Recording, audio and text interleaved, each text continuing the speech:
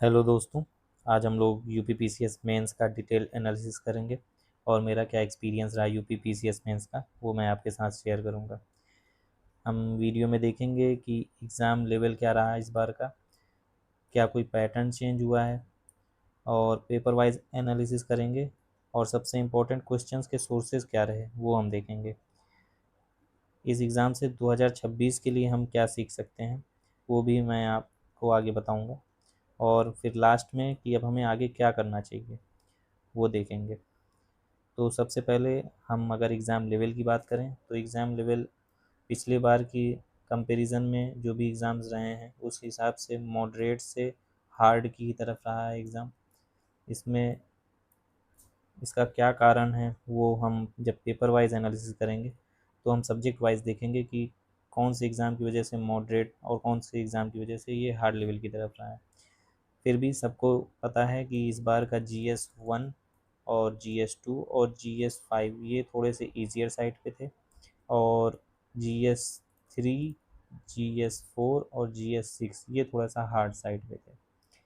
बाकी अगर pattern change की बात करी जाए तो पैटर्न चेंज यूपी पीसीएस आयोग की तरफ से कोई पैटर्न चेंज ऐसे ऑफिशियली नहीं हुआ है कि कोई मार्किंग स्कीम चेंज करी गई हो या कुछ किया गया हो। बट इस बार जो चेंज मेजर देखने को मिला है वो इनके क्वेश्चंस पूछने के तरीके में देखने को मिला है। क्वेश्चंस ये पहले डायरेक्ट पूछते थे, पिछले साल भी काफ़ी डायरेक्ट क्वेश्चंस थे, लेकिन इस बार डायरेक्ट क्वेश्चंस नहीं पूछे गए हैं। इस बार इन्होंने अप्लाइड क्वेश्चंस ज़्यादा पूछे हैं, और डायरेक्ट क्वेश्चंस की जो भी संख्या है वो बहुत ही कम थी। इसलिए पेपर का pattern change manner of asking questions में था, ना कि ऐसे कोई मार्किंग स्कीम में चेंज हुआ है। और अब हम पेपर वाइज एनालिसिस और क्वेश्चंस के सोर्सेज देखेंगे जो कि हम पेपर वाइज देख करेंगे। तो हिंदी से शुरू करते हैं। अगर हिंदी के एग्ज़ाम लेवल की बात करी जाए तो हिंदी का एग्ज़ाम इजी से मॉडरेट की तरफ ही रहा, और इजी से मॉडरेट होने का कारण था उसका सोर्सेस कहाँ से आया। एग्ज़ाम ज़्यादातर पीवाईक्यू से लिंक था। अगर हम मुहावरों का एग्ज़ाम्पल लें तो 10 मुहावरे आते हैं, 10 के 10 मुहावरे आपके पीवाईक्यू से डायरेक्ट पूछे हुए थे। इसका मतलब अगर पीवाईक्यू हिंदी में करके गए होते तो ग्रामर का पोर्शन यानी व्याकरण का पोर्शन बहुत ही आसानी से किया जा सकता था। बाकी पत्र लेखन और जो हमारा पैसेज आता है उसके लिए प्रैक्टिस ज़रूरी होती है, लेकिन व्याकरण का जो हमें याद करने वाला पोर्शन है उसके लिए पीवाईक्यू मोस्ट इम्पोर्टेंट रहे हिंदी के लिए, इसलिए हिंदी का पेपर इजी के साइड रहा। अब ऐसे की बात करें तो ऐसे का पेपर जो है वो मोस्टली जीएस के सिलेबस से लिंक था। अगर हम कुछ टॉपिक्स को देखें तो सेक्शन ए में वीमेन के ऊपर आया था, जो कि यूपीपीसीएस या फिर यूपीएससी दोनों के लिए ही वीमेन का जो टॉपिक होता है वो मोस्ट इम्पॉर्टेंट में से आता है। फिर सेक्शन ए में ही यूथ की बात करी गई, यूथ का पार्टिसिपेशन हमारे नेशन बिल्डिंग में क्या रहा। तो ये दोनों ही टॉपिक अगर हम देखें तो ये दोनों ही टॉपिक हमारे जीएस सिलेबस से बहुत ही क्लोजली लिंक्ड हैं, और मोस्टली सोसाइटी के पेपर से बहुत ही क्लोजली लिंक्ड हैं। अब अगर सेक्शन बी में देखें तो सेक्शन बी में हमारा एआई पे आया। एआई हमारा GS 3 में आता है, और technological innovation and sustainable development in agriculture ये एग्रीकल्चर से आया। ये GS 3 के हम कह सकते हैं सिलेबस से कम्प्लीटली लिंक था। और startup India future of India ऐसे करके एक टॉपिक आया था, वो भी GS 3 से ही हम लिंक करके लिख सकते थे। और लास्ट के जो सेक्शन था सेक्शन सी, उसमें ग्लोबल वार्मिंग पे आया, इंडियन इकोनॉमी पे आया, मेक इन इंडिया की बात करी गई उसमें। तो ये जो भी क्वेश्चंस थे ये सारे जीएस बेस्ड ही थे। अगर हम इनकी आंसर लिखने की बात करें या ऐसे लिखने की बात करें तो मेन डिफरेंस इसमें क्या रहना चाहिए था, अप्रोच हमारी ऐसे लिखने की जो को जीएस आंसर से अलग बनाती है। तो इस अप्रोच की भी हम किसी वीडियो में बात करेंगे। अब जीएस पेपर की बात करते हैं। तो जीएस पेपर में जो सबसे पहला एग्ज़ाम होता है वो GS 1 का होता है। GS 1 में ये रिपीटेड क्वेश्चंस देखने को मिले। अब इसमें रिपीटेड क्वेश्चंस अगर कह रहे हैं तो एविडेंस होना चाहिए इसका। तो अगर हम पहला ही क्वेश्चन बात करें तो लिटरेरी सोर्सेज पे आया था, एंशियंट इंडियन हिस्ट्री पे। लिटरेरी सोर्सेज पे ही 2023 में सवाल आया है, वो भी वैदिक लिटरेचर पे। तो हम इससे लिंक कर सकते हैं कि जब लिटरेचर पे सवाल पूछा तो आगे भी पूछ सकता है, तो ये हमें प्रिपेयर रखना चाहिए था। अगर हम पीवाईक्यू अच्छे से करते तो ये हमारा रेडी रहता। और कुछ क्वेश्चंस डायरेक्टली पूछे गए प्रीवियस ईयर से, जैसे कि 2023 में सिस्मिक जोन्स पे आया था क्वेश्चन, सेम क्वेश्चन इस बार भी आया, बस डिफरेंट लैंग्वेज पे आया। ऐसे ही यूज़ ऑफ ओशियंस पे आया क्वेश्चन, यूज़ ऑफ ओशियंस पे। पिछले साल भी ओशियंस के रिसोर्सेज पे क्या यूज़ है ह्यूमंस के लिए, ऐसा करके क्वेश्चन आया था 2023 में। अगर आप पीवाईक्यू उठा के देखेंगे तो ये क्वेश्चन सेम ही है, बस लैंग्वेज डिफरेंट है। Women organisation most favourite topic है, ये हर साल लगभग क्वेश्चन आ ही जाता है। तो इस बार भी आया, 2023 में भी आया था, 2020 में भी आया था। आप क्वेश्चन पेपर उठा के देखेंगे तो आपको क्वेश्चन मिल जाएगा। ग्लोबलाइजेशन का जो टॉपिक है ये डायरेक्ट सिलेबस से आता है, और ये GS3 में भी पूछ लेते हैं, और 2021 में भी ये क्वेश्चन आया था in a different language, but same question था। अगर पीवाईक्यू किए होते GS1 में तो आसानी से ये क्वेश्चन हैंडल कर सकते थे। स्मार्ट सिटी का क्वेश्चन भी कई बार रिपीट हो चुका है, इस बार भी आया था, और सेम क्वेश्चन 2022 और 2020 में पूछ चुका है। अगर 2020 और 2022 के क्वेश्चन अगर हमने पीवाईक्यू देखे होते तो ये GS1 का पेपर बहुत ही ज़्यादा रिपीटेड था। अब अगर GS2 की बात करें तो GS2 में इस बार थोड़ा सा चेंज किया, थोड़ा सा एनालिटिकल क्वेश्चन पूछने की कोशिश करी आयोग ने। अब इसमें, लेकिन इसमें भी काफ़ी ज़्यादा सिलेबस से लिंक्ड क्वेश्चन पेपर आया, और प्लस पीवाईक्यू से बेस्ड क्वेश्चन आया। पीवाईक्यू से अगर हम बात करें तो जो नीति आयोग का क्वेश्चन है, नीति आयोग का क्वेश्चन GS3 में 2-3 बार आ चुका है। GS3 में अगर हम पिछले ही साल बात करें तो 2023 में आया था नीति आयोग में क्वेश्चन, और GS2 में आया था वो 2022 में।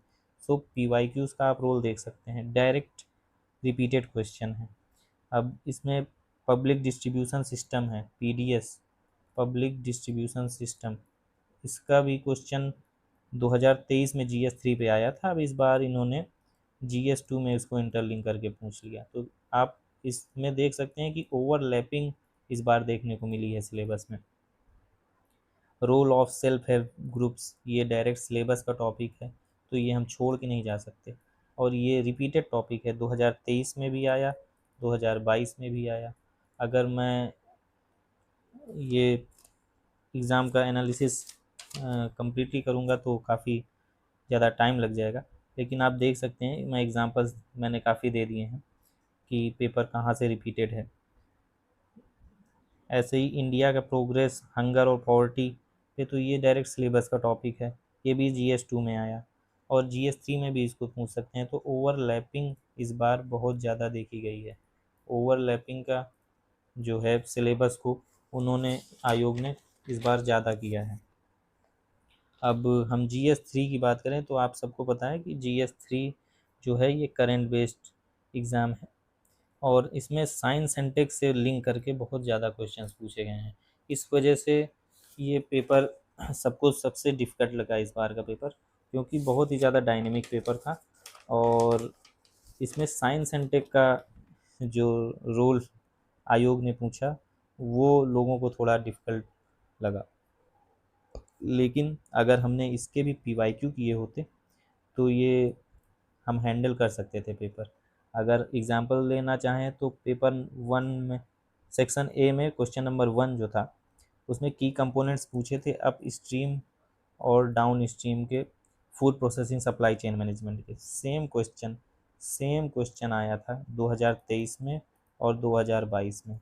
आप अगर पेपर उठा के देखेंगे प्रीवियस ईयर के तो आपको सेम क्वेश्चन मिलेगा, अप स्ट्रीम और डाउन स्ट्रीम के की कंपोनेंट्स और चैलेंजेस पे आया था पहले भी क्वेश्चन। तो भूदान मूवमेंट पे आया, लैंड रिफॉर्म्स इंपॉर्टेंट टॉपिक है, भूदान मूवमेंट भी उसका पार्ट है। तो डायरेक्ट क्वेश्चंस कह सकते हैं आया हमारा सिलेबस से, और 2023 में भी लैंड रिफॉर्म से भी क्वेश्चन आ चुका है। करंट से न्यू इकोनॉमिक पॉलिसी पे आया क्वेश्चन।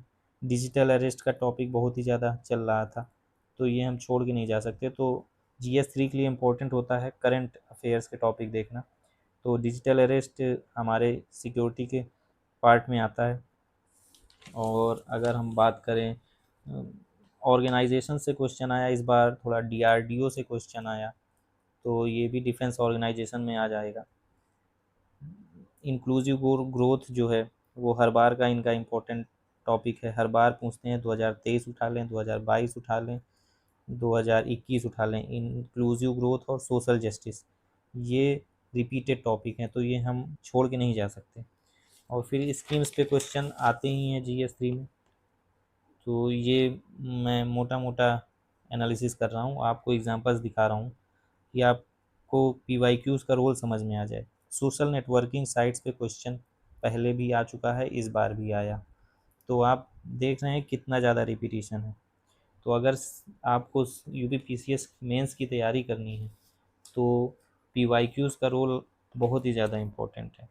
इस बार का जो सबसे दूसरा इम्पोर्टेंट पेपर रहा वो रहा GS4 का पेपर। GS4 का पेपर लोगों को थोड़ा लेंदी भी लगा और पिछली बार की अपेक्षा थोड़ा सा डिफ़िकल्ट भी लगा, क्योंकि ये पेपर भी इस बार इन्होंने UPSC बेस्ड थोड़ा करने की कोशिश करी है। इसमें थोड़ा सा अप्लाइड एथिक्स को यूज़ करने का इन्होंने कोशिश किया है।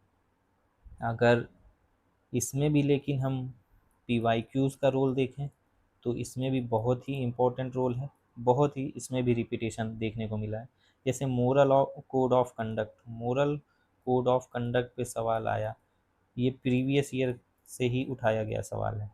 वर्क कल्चर पे भी 2021 में आ चुका है। मोरल कोड ऑफ कंडक्ट 2022 में आ चुका है। आप पेपर देख सकते हैं प्रीवियस ईयर के और चेक कर सकते हैं कि ये डायरेक्ट रिपीटेड थीम्स हैं। आप प्रीवियस ईयर पेपर्स का एनालिसिस करना आपके लिए बहुत ही ज़रूरी है। इमोशनल इंटेलिजेंस हर बार आता है UPPCS में, आप देख सकते हैं प्रीवियस पेपर उठा के 2023, 2020, 2022 लगातार पूछा है इन इमोशनल इंटेलिजेंस पे। कोड ऑफ एथिक्स एक क्वेश्चन आया था, इसको कंपेयर करना था कोड ऑफ कंडक्ट से। ये क्वेश्चन डायरेक्ट रिपीटेड क्वेश्चन है, ये डायरेक्ट रिपीटेड क्वेश्चन है 2022 में। तो आप देख सकते हैं कि ये जो पेपर हार्ड आया, लेंदी आया, लेकिन इसमें भी प्रीवियस ईयर का रोल बहुत ही ज़्यादा था। सिलेबस से डायरेक्ट टॉपिक पूछे गए और सेक्शन बी में जो क्वेश्चंस पूछे गए वो थोड़े से लेंदी पिछले बार की अपेक्षा और अप्लाइड पूछे गए, तो ये इसको थोड़ा डिफ़िकल्ट बनाता है। तो हमें थोड़ा सा अपनी तैयारी को एनालिटिकल बेस्ड भी बनाना होगा। इससे ये पता चलता है कि आयोग जो है अपना नेचर बदल रहा है, तो हमें भी अपनी तैयारी का नेचर बदलना होगा। UPSC बेस्ड लाइन पे आयोग चल रहा है, तो थोड़ा थोड़ा हमें भी UPSC के प्रीवियस ईयर क्वेश्चंस पे फोकस करना होगा, क्योंकि क्वेश्चंस प्रीवियस ईयर से UPSC के भी रिपीट हो रहे हैं UPPSC आयोग में। अब अगर हम GS5 की बात करें जो कि दूसरा हार्ड पेपर माना गया, GS5 की बात करें जो कि दूसरा इजी पेपर माना गया। GS1 के बाद GS5 इजी माना गया, क्योंकि ये भी रिपीटेड ही था सिलेबस से, point two point repeated question science में, और प्रीवियस ईयर से सेम टू सेम क्वेश्चन इन्होंने दे दिया। क्योंकि पहला क्वेश्चन अगर हम बात करें GS5 में, तो इसमें प्रयागराज पे क्वेश्चन आया। ये 2019 के पेपर से डायरेक्टली रिपीटेड क्वेश्चन है। अगर हम इसे करंट का कहना चाहें तो करंट भी कह सकते हैं, क्योंकि महाकुंभ हुआ था, लेकिन ये 2019 का line by line repeated question है। आप पेपर उठा के देखिए 2019 का, आपको सेम क्वेश्चन मिलेगा। इसी तरह अवध का रिवोल्ट 1857 में तालुकदार का क्या रोल रहा, ब्रिटिश गवर्नमेंट ने उनके क्या पॉलिसीज़ रहीं उनकी तरफ से, ये क्वेश्चन आया। और 2018 से एक रिपीटेड क्वेश्चन था जो हमारे एफिशिएंट लॉ एंड ऑर्डर को, ये भी line by line repeated question है 2018 के पेपर से। क्वेश्चन था कि what are the key challenges in ensuring efficient law and order in situation in Uttar Pradesh. ये डायरेक्ट क्वेश्चन है, डायरेक्ट आप 2018 का पेपर उठाइए, डायरेक्ट आया हुआ है। इसी तरह सेक्शन बी में salient features of architecture of Uttar Pradesh आया है।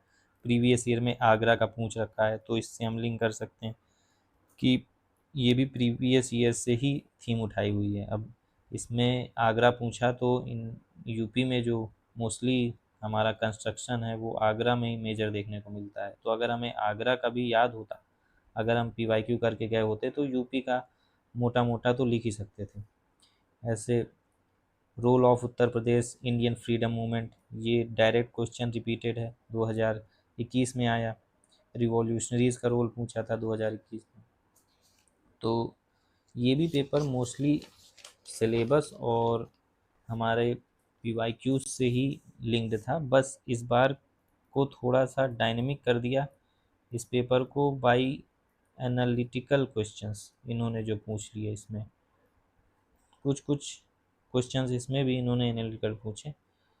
अब हम अगर GS6 की बात करें तो ये मोस्टली हमारा करंट बेस्ड ही था। इसमें मोस्टली क्वेश्चंस जो थे वो करंट बेस्ड है। अगर ये हम क्वेश्चन की बात करें तो इसमें रामसर साइट्स पे क्वेश्चन आया, 10 रामसर साइट्स हैं शायद, अगर मैं गलत नहीं हूँ तो यूपी में। रामसर साइट्स पे डायरेक्ट क्वेश्चन आया क्योंकि ये करंट का टॉपिक है, करंट में चल रहा था, रामसर साइट्स यूपी में बढ़ी हैं। और विटीकल्चर पे यूपी गवर्नमेंट की पॉलिसी आई तो उस पे क्वेश्चन आया, विटीकल्चर पे, ये भी करंट से है। कॉमर्शियलाइजेशन पे ऑफ एग्रीकल्चर पे हमारी गवर्नमेंट का, यूपी और इंडियन गवर्नमेंट दोनों का ही फोकस ज़्यादा है, तो उस पर क्वेश्चन आया। और इस पेपर में हम देखेंगे कि साइंस एंड टेक्नोलॉजी का रूल क्या रहा हमारे गवर्नमेंट की तरफ से फार्मर्स के लिए, पुअर्स के लिए, तो वो बहुत ही ज़्यादा पूछा। और स्कीम्स तो इसमें पूछते ही हैं, तो ये भी पेपर मेनली करंट बेस्ड मुझे लगा। आप अगर इसमें प्रीवियस ईयर से देखेंगे तो प्रीवियस ईयर से भी क्वेश्चन आए, जैसे कि अगर हम बात करें वाइल्ड लाइफ सेंचुरीज वाला जो क्वेश्चन था वो 2023 से कम्प्लीटली लिंक्ड कह सकते हैं। जोग्राफिकल रीजन्स का क्वेश्चन आया वो 2020 में वैसा ही क्वेश्चन आया था, आपको क्लाइमेटिक जोन्स करके कुछ बताना था। और फिर सिलेबस से लिंक टॉपिक डायरेक्ट आया, PPP पे आया क्वेश्चन, पब्लिक प्राइवेट पार्टनरशिप पे, जो कि हमारे डायरेक्ट सिलेबस में मेंशन्ड है, तो इम्पोर्टेंट टॉपिक हो जाता है हमारे लिए। और एग्रीकल्चरल सप्लाई चेन या उसके प्रोडक्शन, डिस्ट्रीब्यूशन और मार्केटिंग चैलेंजेस पे क्वेश्चन आया, जो कि इस GS6 के पेपर में मोस्ट इम्पॉर्टेंट टॉपिक्स में आता है एग्रीकल्चर, तो ये हमें प्रिपेयर करके जाना ही जाना था, ये सिलेबस का टॉपिक है। तो पेपर डिफ़िकल्ट था, ये नहीं कह सकते कि इजी था, पर अगर हम फोकस करते PYQs और सिलेबस पे लिंक करते तो डूएबल था पेपर। अगर हम कुछ चीज़ें एनालिटिकल बेस्ड क्वेश्चन को थोड़ा सा ध्यान देते तो उसके अलावा पेपर PYQ और सिलेबस से ही लिंक था। तो अब अगर हम इसमें से इजी और डिफ़िकल्ट पेपर को मार्क करना चाहें तो GS1 का पेपर ये रिपीटेड था, इसलिए इसको इजी साइड पे रख सकते हैं। GS2 का पेपर थोड़ा सा एनालिटिकल बेस्ड लेकिन सिलेबस से ज़्यादातर लिंक, तो इसको भी इजी साइड पे रख सकते हैं। उसके बाद फिर जो इजी पेपर लगा वो GS5 का लगा, तो ये 3 पेपर GS में, GS5, GS2 और GS1, ये इजी लगे। और GS3 हार्ड लगा, GS4 हार्ड लगा और GS6 हार्ड लगा। तो देख सकते हैं आपने, आयोग ने एकदम बैलेंस बना के रखा है। और हिंदी का पेपर ईजियर साइड पे था और इससे भी नॉर्मल था, वो अप्रोच आपने क्या कैसे अपनाई है उस पर डिपेंड करता है कि नंबर कैसे मिलेंगे। लेकिन हिंदी का पेपर GS1, GS2 और GS5 का पेपर इजी कैटेगरी में आएगा।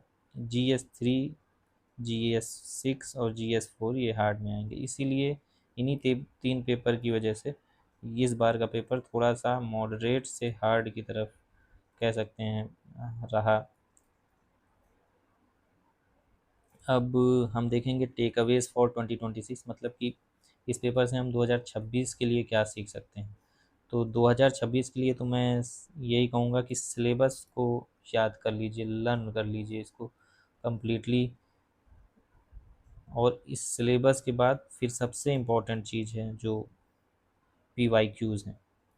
UPPCS का एग्ज़ाम अगर आपको क्लियर करना है तो इसके लिए सबसे इम्पोर्टेंट चीज़ PYQs हैं। इसको आप याद कर लीजिए, बिल्कुल शब्द ब शब्द याद कर लीजिए, लाइन बाय लाइन एक एक क्वेश्चन को आपको याद कर लेना है।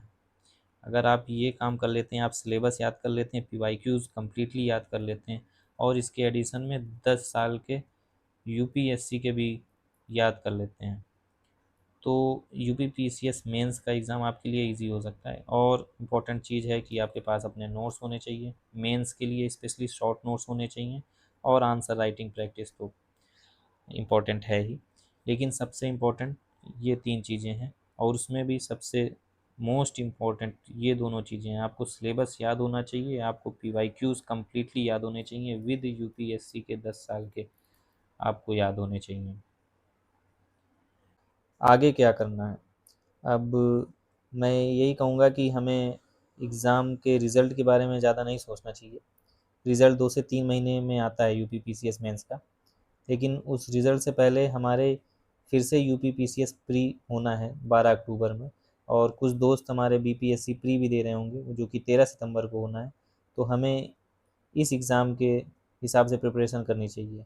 और जिनका अभी एग्ज़ाम RO का है जो कि 27 जुलाई को है, तो उन्हें इस एग्ज़ाम के प्रिपरेशन में लग जाना चाहिए। पूरा फोकस उनका रिवीजन और PYQ पे होना चाहिए। अब अगर मैं UPPCS प्री जिनका है और BPSC प्री जिनका है, उनके लिए एक स्ट्रेटजी वीडियो कम्प्लीटली बना दूंगा, जिससे कि आप अपना डेली ट्रैक कर सकते हैं प्रोग्रेस कैसा चल रहा है।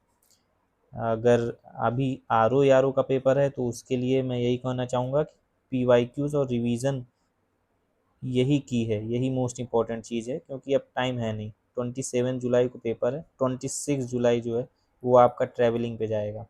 तो आपके पास आज 15 जुलाई से लेके 25 जुलाई तक यही रिवीजन का टाइम है। इसमें आपको पर डे एक एक दिन अलॉट करना चाहिए सब्जेक्ट वाइज। और जो करंट अफेयर्स है, करंट अफेयर्स को भी एज अ सब्जेक्ट ही रखना चाहिए, और आपको इसको भी एक दिन पूरा देना चाहिए। करंट अफेयर्स और रीजनिंग को जो है वो आप एक सब्जेक्ट एक दिन इन दोनों को दे सकते हैं। और हिंदी का जहाँ तक टॉपिक है, हिंदी का जो भी सिलेबस है, इसको आपको डेली आधा टाइम तो देना ही चाहिए। अगर आपका हिंदी में उतना अच्छा पकड़ नहीं है तो फिर इस पेपर के लिए मुश्किल हो जाएगी। इसलिए हिंदी मोस्ट इम्पॉर्टेंट है RO एग्ज़ाम के लिए। तो हिंदी में आपका हाफ टाइम तो डेली जाना ही चाहिए। प्रीवियस ईयर हिंदी के जितने भी हैं, आप रिपीटेड आता है क्वेश्चन पेपर RO का, आपने जब भी देखा होगा, तो इसमें आपको प्रीवियस ईयर हिंदी में बहुत इंपॉर्टेंट रोल है, तो आप इसको ध्यान दीजिए। और इंटरव्यू के लिए अगर सोच रहे हैं क्या करना चाहिए, तो अभी हमें इन एग्ज़ाम्स पे फोकस करना चाहिए। अगर हम इन एग्ज़ाम्स की तैयारी करते रहेंगे तो हमारा करंट अफेयर्स वगैरह तैयार होता रहेगा, और जब रिज़ल्ट आएगा तो हम नॉलेज बेसिस में कहीं भी पीछे नहीं रहेंगे। थोड़ा सा हेजिटेशन रहेगा अगर इंटरव्यू के लिए, तो वो अगर हम अभी कोशिश करना चाहें तो मिरर के सामने खड़े होकर खुद से ही क्वेश्चन आंसर कर सकते हैं। बाकी मेन फोकस हमारा नॉलेज पे रहना चाहिए, नॉलेज ज़रूरी है। बाकी तो इंस्टीट्यूट्स के थ्रू हम मॉक दे सकते हैं इंटरव्यू का, तो उससे काफ़ी ज़्यादा हेजिटेशन कम हो जाएगा, तो वो हम रिज़ल्ट के बाद देख सकते हैं। लेकिन अभी इम्पोर्टेंट है ये एग्ज़ाम्स, जिनके प्रिपरेशन करते रहेंगे तो हमारा इंटरव्यू के लिए भी तैयारी अच्छी होती रहेगी। अगर ये वीडियो आपने लास्ट तक देखी तो उसके लिए थैंक यू।